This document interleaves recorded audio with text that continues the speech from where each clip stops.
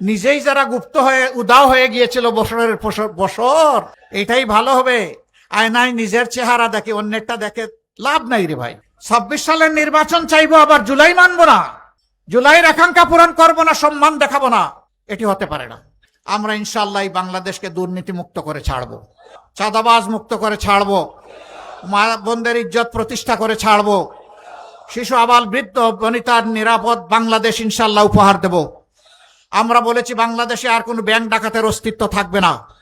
আমরা বলেছি আর কোনো শেয়ার মার্কেট লুট করার দুঃসাহস কেউ দেখাবে না। আমরা বলেছি আর ঘরে ঘরে চাঁদার নামে ডাকাতি করার সুযোগ দেব না। সেই পরিবর্তনের বাংলাদেশ আপনারা চান কিনা? আপনারা চান? আমরা কথা দিচ্ছি, কথা যেমন জাতির সাথে আমরা 5 আগস্টের পর রেখেছি, অতীতেরটা বাদ দিলাম, রাখেন কে কি করেছে, অনেকে গুপ্ত সুপ্ত আরো কত কিছু বলে রে ভাই, এগুলার কোনো সীমানা নাই। নিজেই যারা গুপ্ত হয়ে উদাও হয়ে গিয়েছিল বছরের বছর, যারা মজলুমদেরকে বলে এরা নাকি গুপ্ত আর সুপ্ত। ভাই একটু নিজের দিকে সবাই তাকায়, এটাই ভালো হবে, এটাই ভালো হবে। আয়নায় নিজের চেহারা দেখে অন্যেরটা দেখে লাভ নাই রে ভাই।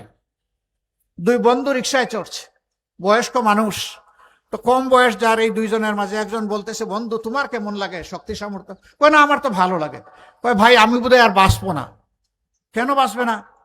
কয় যে আমি তো আমার উরুর উপর হাত রেখেছি, কিন্তু কোনো চেতনা বল কিছুই পাচ্ছি না, বুঝতে পারছি না। কয় ভাই হাত তো রেখেছো আমার উরুতে, এই জন্য কিছুই বুঝতে পাও না, তোমারটাই রাখো। ইনশাআল্লাহ আপনারা দেশ গড়ায় অগ্রণী ভূমিকা পালন করবেন। আমাদের যুব সমাজের আকাঙ্ক্ষার, আমাদের মা বোনদের আকাঙ্ক্ষার বাংলাদেশ গড়ে দেওয়ার জন্য আপনারা এগিয়ে আসুন। মায়ের কাপড় খোলার স্পষ্ট ঘোষণা যারা দেয় এরা মানুষ। এরা এখন যা বলছে নির্বাচনের পরে যদি আল্লাহ না করুন কোনোভাবে জিতে আসে বাংলাদেশটা কেমন হবে চিন্তা করে। একজন মাও ইজ্জত নিয়ে ঘর থেকে বের হতে পারবেন না, বের হলে ইজ্জত নিয়ে ঘরে ফিরতে পারবেন না। ইনশাআল্লাহ মায়ের সমাজ ঐক্যবদ্ধ জবাব পাবেন 12 তারিখ ইনশাআল্লাহ। আমরা এই পরিবর্তনের পক্ষে প্রথম ভোটটি দিব গণভোটের হা। কিসে দিব? ইনশাআল্লাহ আপনারা দিবেন, আপনাদের আত্মীয় স্বজন প্রিয়জন আপনজন সবাইকে নিয়ে দিবেন, কর্মস্থলের সাথী এবং প্রতিবেশীকে নিয়ে দিবেন।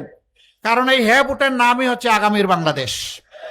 এই হা ভোটের নাম হচ্ছে আজাদি, না ভোটের নাম হচ্ছে গুলামি। দাড়িপাল্লার পক্ষে, শাপলাকলির পক্ষে, ছাতা মার্কার পক্ষে, ঘড়ির পক্ষে, রিক্সার পক্ষে, এরকম 11 দলের যতগুলা প্রতীক আছে সেই প্রতীকের পক্ষে যে সমস্ত মা বোনেরা ইজ্জতের সাথে ক্যাম্পেইন করতে যাবেন, তারা হুমকিতে এদের কাপড় যেন খুলে ফেলা হয়। এরা কোন প্রজাতি? এরা কি মানুষ? মায়ের কাপড় খোলার স্পষ্ট ঘোষণা যারা দেয় এরা মানুষ।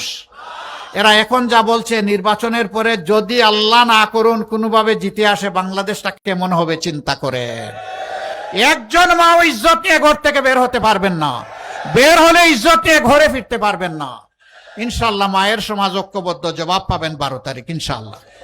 আমরা এই পরিবর্তনের পক্ষে প্রথম ভোটটি দিব গণভোটের হা। কিসে দিব? ইনশাআল্লাহ আপনারা দিবেন, আপনাদের আত্মীয় স্বজন প্রিয়জন আপনজন সবাইকে নিয়ে দিবেন, কর্মস্থলের সাথী এবং প্রতিবেশীকে নিয়ে দিবেন। কারণ এই হ্যাঁ ভোটের নামই হচ্ছে আগামীর বাংলাদেশ। এই হা ভোটের নাম হচ্ছে আজাদি, না ভোটের নাম হচ্ছে গুলামি।